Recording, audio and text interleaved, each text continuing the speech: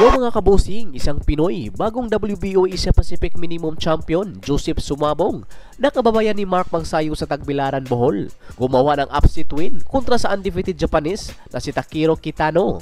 Naglaban nga po itong dalawa ngayong araw sa Korakuen Hall, Japan para sa bakanting WBO Asia Pacific. Dito nga po mga kabosing ay makikita natin ang advantage ng Hapon sa tangkad. Pero sa laban ay nagpakita nga po ng gilas si Kabayan matapos itong pabagsakin ng Hapon sa pamamagitan ng isang left hook na talagang tumama sa panga nitong Hapon, at sa tindi nga po ng tama parang biglang tumaas ang liing nitong Hapon, kung saan umabot pa rin ang kanilang laban sa desisyon. At dito nga po nakuha ni Joseph Sumabong ang panalo via unanimous decision at naging bagong champion ito sa WBO Asia Pacific Minimum Title. Umarangkana na ang ring record nitong ating kababayan na 9 wins, 1 loss and 4 knockout. Samantala naman itong Hapon, natikman naman ito ang unang talo sa kanyang boxing career.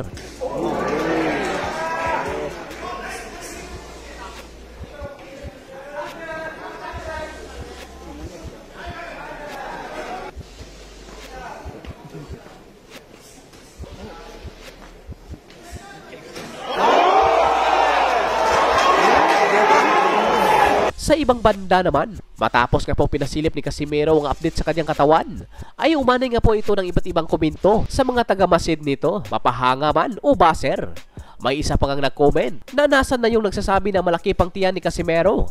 Ayan, pinasilip na kayo, mga baser. Halip na sumuporta kasi kapwa Pinoy, yung iba ay nako talaga. Itong isa, tinira naman ito si Silver Boys. Iyak na naman daw ito. Kung babasahin nga po natin ang buong comment, ay marami nga pong naniniwala kay Alas at nagsasabing mananalo ito sa laban.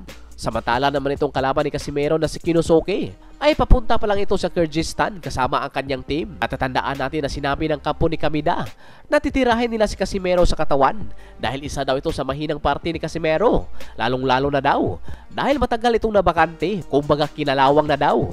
At isa pa, mahina rin daw ang stamina ni Casimero. Pero saan naman ni Casimero na kahit hindi ito napalaban ng isang taon ay palagi naman daw siyang nag-iinsayo sa kanyang gym. Kung ikukumpara nga po natin itong si Kinosuke at sa nakalaban ni Casimero na si Pilipos Ngitumboa, ay di hamak na agresibo at mayroong punching power itong si Ngitumboa. Pero sa pagkakataong ito ay dito natin makikita kung mananalaban ni Casimero ang kanyang lakas sa mas mabigat na timbang, dahil itong si Kamida ay laki itong featherweight kumpara sa mga huling nakalaban ni Casimero. Nakapareho lang nito ng dibisyon. Pero ganun pa man, tiwala pa rin tayo sa ating pambato. Samantala naman, nakita na nga po natin ang boxing trunks ni Casimero sa paparating nitong laban, kung saan kahawig nga po ang disenyo nito sa trunks ni WBC Melbourne, Jerusalem na gagamitin ito sa Trila in Manila, na may parang kaliskis ng ahas ang pagkadisenyo, pero mas matingkad lang talaga ang kulay kay Casimero. Samantala naman kay Jerusalem ay hindi, at marami rin itong kombinasyon na kulay. Speaking naman kay WBC Minimum Champion Melbourne Jerusalem, puspusan na nga po ang naging training nito sa nalalapit na pagdipinsa nito sa pangatlong pagkakataon sa kanyang hinahawakang belt kontra dito sa challenger ng South Africa na si Siak Hulwakuse, na mayroon nga po itong ring record na 9 wins, 2 talo at 4 na panalo nito ay galing sa knockout. Kumpiyansa nga po itong dayong Aprikano na maagaw nito ang hinahawakang belt itong ating pambato. Sabi nga po nito sa naging interview ng SA Boxing Talk na magiging madali lang daw nito ang laban, kung saan uuwi daw itong si Jerusalem na wala ng hawak na belt.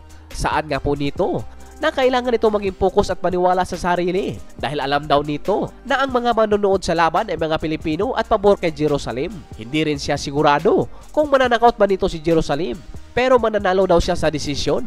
Ganito kakumpiyansa itong dayong si Kusi. Pero alam naman natin kung gaano kagaling si Jerusalem sa mga kalabang Southpaw. At kita naman natin sa laban nito kay Yuday Shijuka na wala nga po nagawa itong Hapon na si Yuday sa mga nakaabang na counterpunch ni Jerusalem. At sa ngayon, puspusan na rin na naging training ni Jerusalem. Kita natin, napayat na rin ang kanyang katawan at mayroon pang 8 araw bago ang laban ng dalawa. Kaya paniguradong makukuha talaga nito ang timbang.